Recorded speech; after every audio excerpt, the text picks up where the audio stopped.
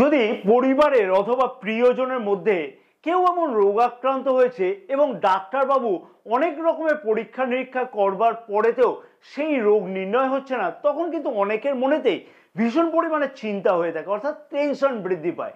এই ক্ষেত্রেতে লক্ষ্য করা গিয়ে থাকে যে জন্মকুণ্ডলিতে রাহু গ্রহের দুষ্প্রভাব আছে এবং এই রাহু গ্রহের দুর্দান্ত প্রতিকার হলো প্রতিদিন সকালবেলাতে সেই রোগাক্রান্ত ব্যক্তিকে ওম নমঃ শিবায় 108 বার করে জপ করা উচিত হবে। সাথে সাথে দেবগুরু বৃহস্পতিকে শক্তিশালী করাটা উচিত হবে, অর্থাৎ দেবগুরু বৃহস্পতির বীজ মন্ত্র 108 বার করে প্রতিদিন জপ করা উচিত হবে। ওম গ্রাম গ্রিম গ্রোম স গুরবে নমঃ।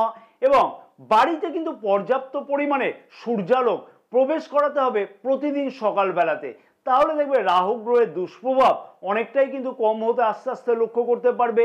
এবং সাথে সাথে রোগ নির্ণয়ের জন্য সঠিক কোনো পদক্ষেপ গ্রহণ করতেও লক্ষ্য করা সম্ভব হবে। খুব তাড়াতাড়ি করে কিন্তু সেই রোগ অতি অবশ্যই নির্ণয় হতে লক্ষ্য করা সম্ভব হবে যদি এই উপায়গুলিকে সঠিকভাবে পালন করা যায়।